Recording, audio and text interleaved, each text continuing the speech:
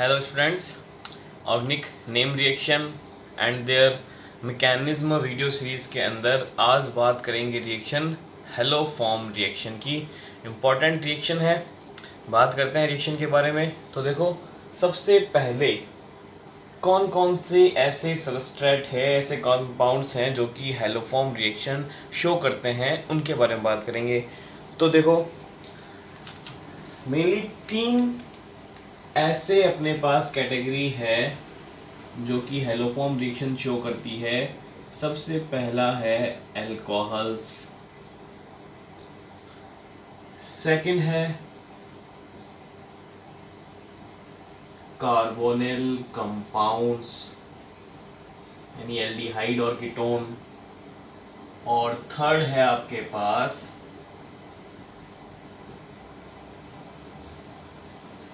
Alkyl halide. ये 3 groups हैं जो कि हेलोफॉर्म रिएक्शन शो करते हैं। अब इनमें भी ये क्या सारे अल्कोहल ये रिएक्शन देते हैं, क्या सारे कार्बोनिल कंपाउंड रिएक्शन देते हैं और क्या सारे एल्किल हैलाइड रिएक्शन देते हैं? तो देखो, ऐसा नहीं है। इन सबकी अपनी अपनी कंडीशंस हैं। उन कंडीशंस को जो जो फॉलो करेगा वो हेलोफॉर्म रिएक्शन शो करेंगे। अगर किसी अल्कोहल को हेलोफॉर्म रिएक्शन शो करनी है तो उसके पास CH3 CH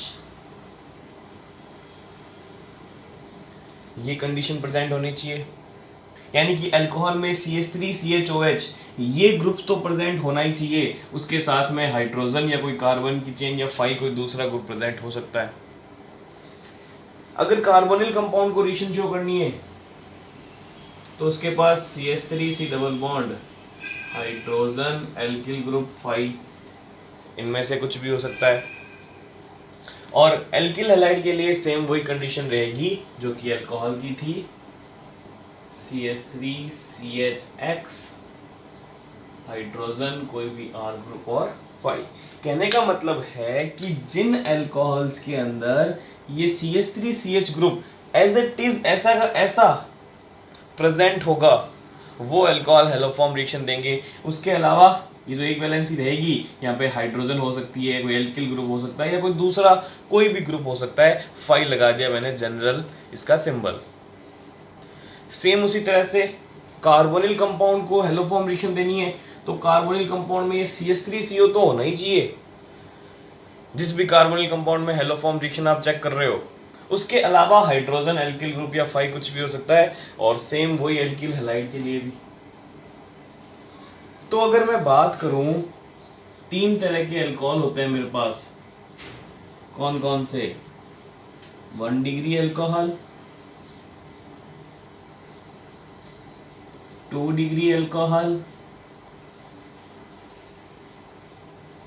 और 3 डिग्री अल्कोहल। देखो, इस कंडीशन में 1 डिग्री अल्कोहल बनाता हूं। इस कंडीशन में अगर 1 डिग्री अल्कोहल बनाऊंगा तो यहां हाइड्रोजन होगा।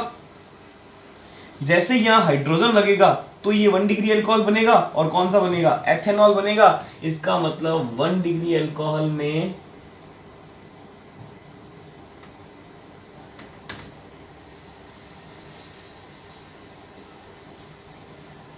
केवल एक एथेनॉल ही ऐसा सबस्ट्रेट होगा जो कि हेलोफॉर्म रिएक्शन दे सकता है।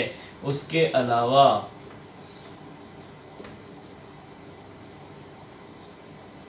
कोई दूसरा इस रिएक्शन को नहीं देगा, क्योंकि इसके अलावा इधर अगर आप कार्बन चेन बढ़ाओगे तो 1 डिग्री की चेन लंबी होगी, यानी एथेनॉल के बाद प्रोपेनॉल, ब्यूटेनॉल वो सब आएंगे। 1 डिग्री इस कंडीशन में सिर्फ और सिर्फ एथेनॉल ही बन सकता है और कोई दूसरा 1 डिग्री नहीं बन सकता। अगर आपने कार्बन चेन यहां लगाई तो वो लंबी श्रृंखला वाले लॉन्ग चेन वाले अल्कोहल बनेंगे, लेकिन फिर ये CH2 बन जाएगा, ये CH3 नहीं रहेगा। यहाँ पे एज इट इज CH3 होना चाहिए। जैसे कि मैंने कहूँ कि प्रोपेनॉल की बात करता हूँ मैं, CH3 CH2 और ये OH। थोड़ा सा अगर इसको ढंग से लिख दूं तो कुछ इस तरह से लिख सकता हूं,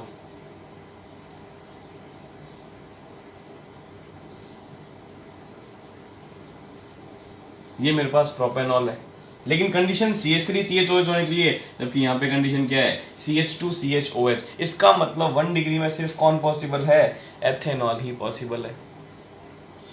2 डिग्री अल्कोहल तब बनेगा जब यहाँ पे हाइड्रोजन के अलावा कोई कार्बन की चेन होगी, यानी R ग्रुप होगा, और R ग्रुप जितना लंबा बढ़ता जाएगा अलग अलग तरह के 2 डिग्री अल्कोहल मिलते जाएंगे।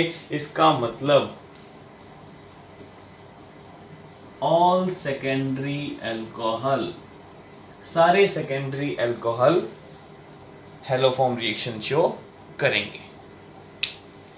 3 डिग्री अल्कोहल की बात करूं, 3 डिग्री अल्कोहल तब बनेगा जब यहां पर R ग्रुप और इस हाइड्रोजन को हटाकर यहां भी R ग्रुप आए।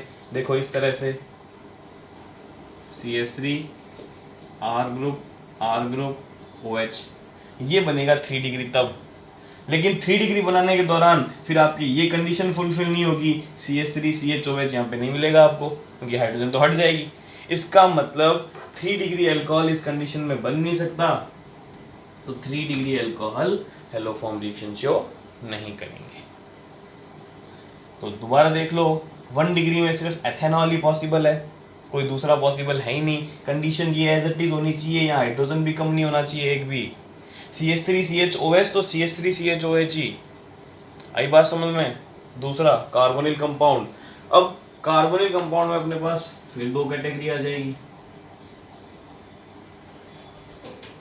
कौन कौन सी? एक एल्डिहाइड और दूसरा कीटोन। एल्डिहाइड तब बनेगा जब यहाँ हाइड्रोजन लगेगा, और कौन सा एल्डिहाइड बनेगा? एसिटाल्डिहाइड बनेगा। इसका मतलब एल्डिहाइड में तो सिर्फ और सिर्फ एसिटाल्डिहाइड इस रिएक्शन को शो करेंगे, क्योंकि एसिड के अलावा यानी 2 कार्बन के एल्डिहाइड के अलावा और कोई दूसरा पॉसिबल ही नहीं है। अगर मैं 3 कार्बन का एल्डिहाइड बनाने जाऊंगा तो ये एल्डिहाइड बनेगा CH3 CH2, और मेरी कंडीशन है CH3CO, जबकि यहाँ क्या मिल रहा है? CH2CO मिल रहा है। इसका मतलब और कोई एल्डिहाइड में कंडीशन फुलफिल होगी नहीं, तो वो हेलोफॉर्म रिएक्शन शो नहीं करेगा। लेकिन देखो कीटोन के अंदर क्या है, यहाँ पर R ग्रुप आ जाए तो ये कीटोन बन जाएगा, और कौन सा कीटोन बनेगा? 2 डिग्री एल्केनॉन बनेगा क्या? क्योंकि इधर R ग्रुप 1 कार्बन का होगा तो भी ये CO 2 नंबर पे रहेगा, इधर R ग्रुप में 3 कार्बन आ गए तो फिर नंबरिंग इधर से स्टार्ट हो जाएगी, मतलब 1 कार्बन तक तो नंबरिंग कहीं से भी करो। उसके बाद 1 कार्बन से ज्यादा का एल्किल ग्रुप लगाते ही नंबरिंग हमेशा इधर से ही स्टार्ट होगी। फंक्शनल ग्रुप पास में रहेगा, कितने नंबर पे रहेगा? 2 नंबर पे रहेगा, तो वो सारे क्या बनेंगे? 2 एल्केनॉन ही तो बनेंगे। तो सारे 2 एल्केनॉन, जितने भी 2 एल्केनॉन हैं जहाँ पे कार्बोनिल कंपाउंड 2 नंबर पे आएगा, वो सारे इस रिएक्शन को देंगे। मैं फिर कह रहा हूँ, सारे कीटोन की बात नहीं कर रहा, सारे 2 एल्केनॉन की बात कर रहा हूँ, यानी कि जिसमें कीटोनिक ग्रुप 2nd नंबर के ऊपर आएगा वो सारे इसको देंगे। अब 3 नंबर वाले पे क्यों नहीं देंगे? देख लो एक 3 नंबर वाला बना के, अगर मैं एक 3 नंबर वाला बना के देखूं, CH3 CH2 C double bond CH2 CH3, ये कोई 3 नंबर पे कीटोनिक ग्रुप लगा हुआ कीटोन है, लेकिन इसमें मेरी कंडीशन नहीं है। CH3CO कहाँ है? इधर से देखो चाहे इधर से देखो, दोनों तरफ से क्या है? ये CH2CO है। इसका मतलब कंडीशन फुलफिल नहीं होगी। कंडीशन सिर्फ तभी फुलफिल होगी जब 2 नंबर पे CO आएगा, कीटोनिक ग्रुप आएगा, तो उसका नाम क्या होगा? 2 एल्केनॉन होगा। तो सारे 2 एल्केनॉन इस रिएक्शन को शो करेंगे। एल्किल हैलाइड की कंडीशन वही सेम अल्कोहल की जैसे रहेंगे, सेम एज अल्कोहल। हमारे सिलेबस में वैसे है नहीं एल्किल हैलाइड से हेलोफॉर्म रिएक्शन शो करना, बट बाई चांस अगर आ जाए तो सेम अल्कोहल जैसा चलाओगे, यानी कि जो 1 डिग्री एल्किल हैलाइड होगा उसमें ये 2 कार्बन वाला एथिल हैलाइड, और 2 डिग्री सारे, और 3 डिग्री एल्किल हैलाइड रिएक्शन को शो नहीं करेंगे। तो सबसे इंपॉर्टेंट और सबसे पहली चीज होती है हेलोफॉर्म के सबस्ट्रेट को पहचानना, कि कौन से सबस्ट्रेट हेलोफॉर्म रिएक्शन शो करेंगे और कौन सा नहीं करेगा। तो आप इस चार्ट की हेल्प से इसको आसानी से पहचान सकते हो। पहला क्वेश्चन तो यही बन जाता है कि इनमें से कौन 4 कंपाउंड दे देगा, हेलोफॉर्म रिएक्शन दे सकता है या नहीं दे सकता। तो ये कंडीशंस पता होनी चाहिए। अल्कोहल के लिए ये और कार्बोनिल कंपाउंड के लिए ये। आपको ये याद नहीं रखना, ये इससे ही तो बनाया है मैंने, एक दो बार ट्राई करोगे तो आप भी बना लोगे फिर। तो ये दो मेन कंडीशन है, इनको आपको पता होना चाहिए। अब बात करते हैं इसके रिएजेंट की, कि क्या रिएजेंट यहाँ पे काम आते हैं, फिर जनरल रिएक्शन और फिर इसके मैकेनिज्म की बात अपन करेंगे। यहाँ पे जो रिएजेंट होता है वो होता है X2 halogen plus strong base, मैं ले रहा हूँ NaOH, या फिर X2 प्लस OH माइनस भी हो सकता है, या फिर NaOX भी हो सकता है अगर इनकी आपस में रिएक्शन हो जाए, और या फिर OX माइनस भी यहाँ पर हो सकता है। तो इनमें से कोई भी रिएजेंट की कंडीशन आपको एरो के ऊपर मिल सकती है। सेकेंड, प्रोडक्ट क्या बनता है, तो देखो जो इस रिएक्शन का नाम है वही इसका प्रोडक्ट है। हेलोफॉर्म रिएक्शन का नाम है और कंपाउंड भी यहाँ पे क्या बनता है, हेलोफॉर्म ही बनता है। हेलोफॉर्म का फॉर्मूला होता है CHX3। अगर हेलोजन मेरी क्लोरीन हो तो अपन उसको क्लोरोफॉर्म बोल देंगे CHCl3, और अगर हेलोजन मेरी आयोडीन हो तो उसको क्या बोल देंगे, आयोडोफॉर्म CHI3। मेनली अपन आयोडोफॉर्म फॉर्मेशन के लिए इस रिएक्शन का काम लेते हैं, सही है। और साथ में एसिड का सॉल्ट, एक और प्रोडक्ट यहाँ पे बनता है। सेकेंड प्रोडक्ट, मेन प्रोडक्ट तो आपकी ये हो जाएगा, और बाई प्रोडक्ट बनता है यहाँ पे एसिड का salt, salt of acid. General reaction की बात करूं, जैसे मैंने ये एक अल्कोहल लिया, ये मेरे हेलोफॉर्म की कंडीशन, और ये मेरे प्रोडक्ट क्या बन गया, मेन प्रोडक्ट हेलोफॉर्म और बाई प्रोडक्ट एसिड का सॉल्ट। मैंने एक कार्बोनिल कंपाउंड लिया, ये मेरा मेन प्रोडक्ट हेलोफॉर्म और ये मेरा एसिड का सॉल्ट। आई बात समझ में। अब इसके मैकेनिज्म की बात करते हैं। तो देखो जो मैकेनिज्म मैं आपको बता रहा हूँ वो कार्बोनिल कंपाउंड से बता रहा हूँ। चाहे अल्कोहल हो और चाहे एल्किल हैलाइड हो, वो सबसे पहले कार्बोनिल कंपाउंड में चेंज होते हैं, और उसके बाद ये जो कार्बोनिल कंपाउंड की मैकेनिज्म अपन लिखेंगे, ये मैकेनिज्म सेम रहती है सबके अंदर। तो कार्बोनिल कंपाउंड की मैकेनिज्म देख लेते हैं। अल्कोहल की भी सेम ही रहेगी, बस एक स्टेप नया ऐड हो जाएगा। कौन सा स्टेप, अल्कोहल का कार्बोनिल कंपाउंड में चेंज, यानी कि एक उसका ऑक्सीडेशन का स्टेप नया इसमें ऐड हो जाता है। कार्बोनिल कंपाउंड के बाद ये मैकेनिज्म सेम ऐसे के ऐसे चलती है। सबसे जो पहला स्टेप होगा,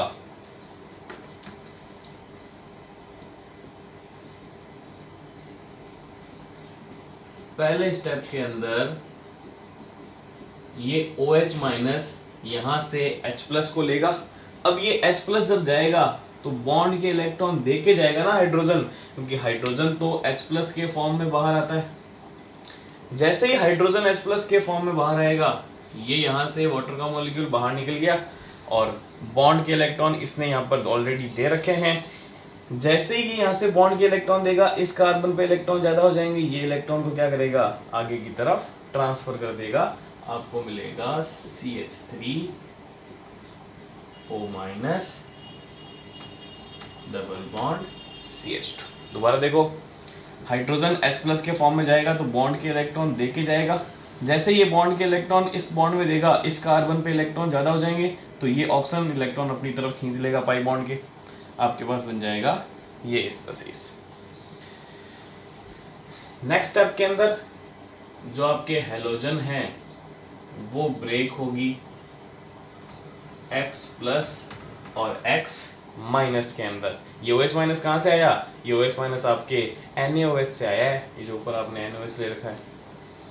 अब ये नेगेटिव जाएगा वापस बॉन्ड में, ये बॉन्ड के इलेक्ट्रॉन आगे की तरफ चले जाएंगे, इस कार्बन पे नेगेटिव चार्ज आएगा, यहां से ये X प्लस इसके पास आ जाएगा, और देखो आपको क्या मिलेगा, आपको मिलेगा CH3 C double bond CH2 X। क्या मिल गया, CH3 C double bond CH2 X। तो देखो इसमें और इसमें फर्क समझो। इस पूरे स्टेप के दौरान क्या हुआ, एक हाइड्रोजन, अगर मैं डायरेक्ट बात करूं, पूरे ये जो 3 स्टेप 3 कंपाउंड लिखे हैं, ये पूरे 2 स्टेप्स के अंदर क्या हुआ है, एक हाइड्रोजन बाहर निकली है और एक हेलोजन ही तो ऐड हुई है। यानी कि जब एक इतना पूरा प्रोसेस कराते हैं तो एक हाइड्रोजन बाहर जाती है और एक हेलोजन ऐड हो जाती है। आई बात समझ में? एक चीज और, ये जो पहला स्टेप है यही आपके इस रिएक्शन का RDS है, यानी कि रेट डिटरमिनिंग स्टेप है। रिएक्शन की रेट इसी पे डिपेंड करेगी। क्योंकि इस पूरे प्रोसेस से एक हाइड्रोजन को हमने हेलोजन से एक्सचेंज कर दिया, तो अगर ये पूरा प्रोसेस मैं 2 बार और करा दूं, यानी 2 बार और OH माइनस आ जाए, 2 वाटर के मॉलिक्यूल और बाहर निकल जाएं और 2 मोल हेलोजन और आ जाएं, तो ये बची हुई दोनों हाइड्रोजन भी यहां से रिप्लेस हो जाएगी। तो देखो आपको क्या मिलेगा, CH3 C double bond CH3 मिल जाएगा। सही है? यानी ये जो स्टेप पहला कराया है इसको 2 बार और करा देते हैं। अब रिएक्शन को मैकेनिज्म को लंबा बनाने का मतलब नहीं है, एक बार करके देख लिया सेम ऐसा कैसा 2 बार और करा दो तो तीनों हाइड्रोजन चेंज हो जाएगी हेलोजन से। अब बात करते हैं इसके नेक्स्ट स्टेप की। नेक्स्ट स्टेप के अंदर एक और OH माइनस आएगा, अटैक करेगा इस कार्बन पे। इसी पे अटैक क्यों किया? क्योंकि ऑक्सीजन ने बॉन्ड के इलेक्ट्रॉनों को अपनी तरफ खींच रखा है। यहां तो देखो इन कार्बन के हाइब्रिडेशन पूरे हैं, बराबर है हाइब्रिडेशन, इन बराबर है, लेकिन यहां पर ऑक्सीजन ने इलेक्ट्रॉनों को खींच रखा है तो इस पे इलेक्ट्रॉन की कमी है, तो यहां पॉजिटिव चार्ज फील हो रहा है, तो ये नेगेटिव वाला कहां अटैक करेगा, इस पॉजिटिव वाली जगह अटैक करेगा और ये बॉन्ड के इलेक्ट्रॉन आगे की तरफ। और हमें पता है वैसे भी कि कार्बोनिल के अंदर कार्बोनिल वाला जो कार्बन होता है वो इलेक्ट्रोफाइल की तरह बिहेव करता है, तो न्यूक्लियोफाइल कहाँ अटैक करेगा, उसी इलेक्ट्रोफाइल पर। कराओ वही अटैक, आपको मिला CH3 OH O minus CH3। Next step वापस वही, ऐसा कैसा स्टेप कराओगे, ये नेगेटिव गया बॉन्ड में और अब यहां से ये पूरा लिविंग ग्रुप बाहर निकल जाएगा।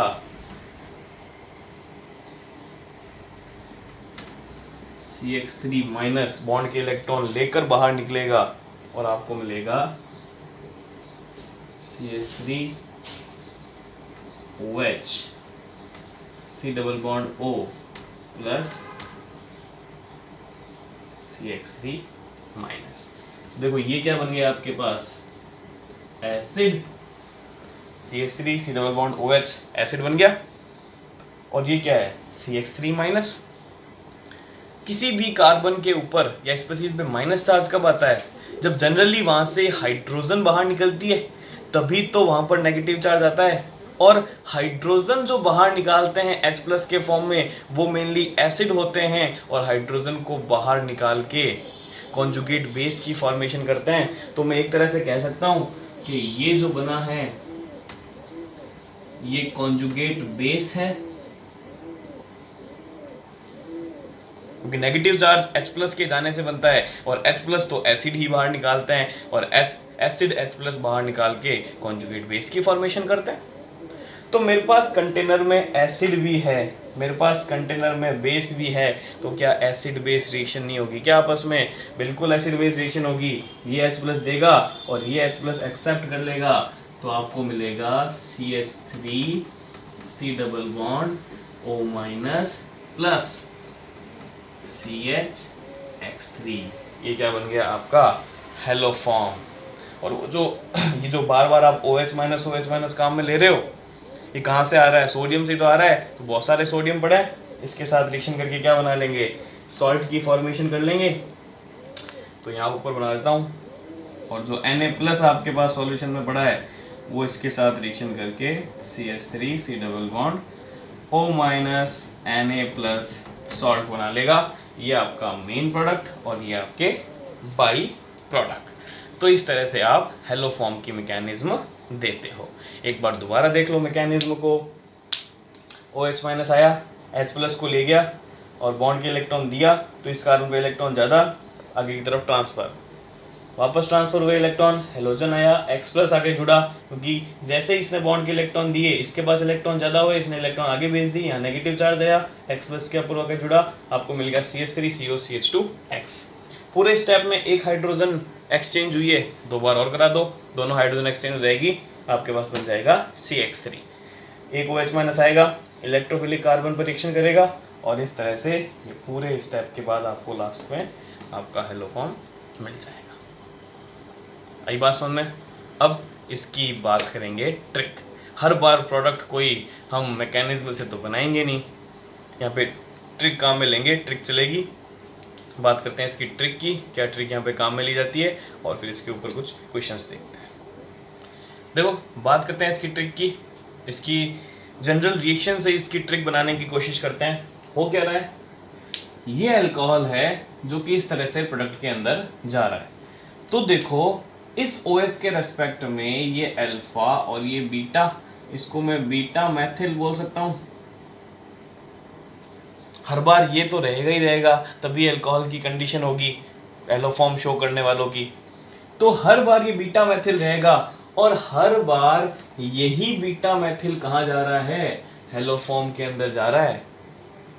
तो ट्रिक क्या बनी कि अल्कोहल के रेस्पेक्ट में ये जो बीटा मैथिल है इसका तो हेलो फॉर्म बना दो, और रिमेनिंग जो पोर्शन बच गया, कौन सा पोर्शन बचा रिमेनिंग, RCHOH, ये बच गया। और रिमेनिंग पोर्शन का देखो क्या बना रखा है, सॉल्ट बना रखा है, RC 2 कार्बन का क्या बना दिया, सॉल्ट। तो रिमेनिंग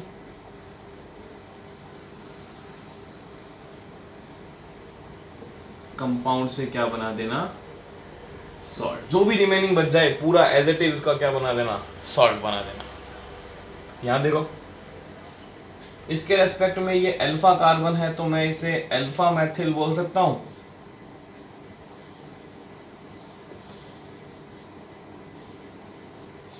और ये अल्फा मैथिल ही तो कहां जा रहा है, हेलो फॉर्म के अंदर जा रहा है, हर बार जाएगा।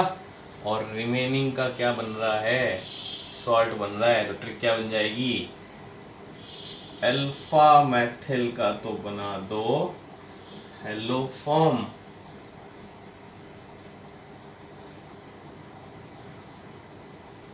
और रिमेनिंग स्पीशीज का क्या बना दो, सॉल्ट।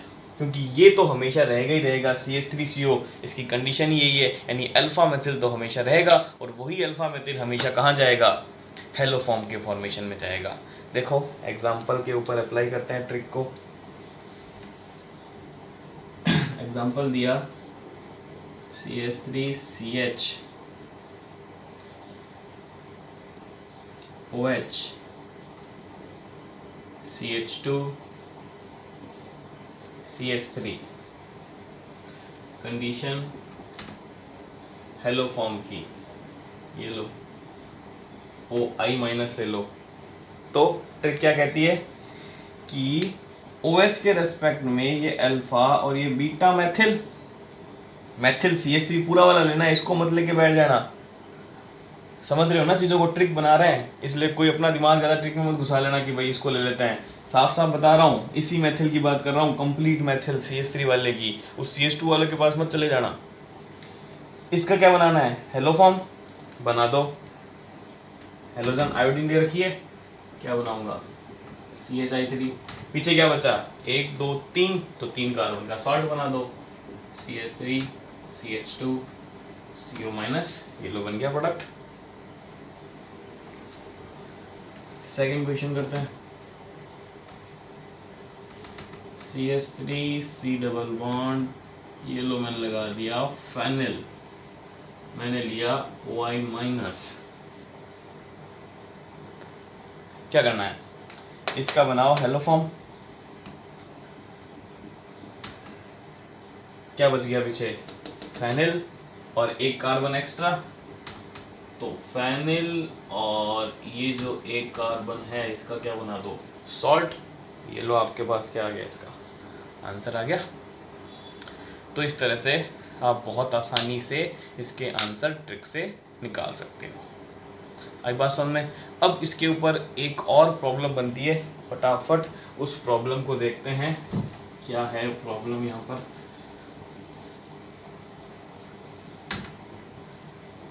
कुछ इस तरह से क्वेश्चन है कि मैंने लिया CH3 C double bond CH3, same यही कंपाउंड ले लिया। यहाँ पे मैंने लगाया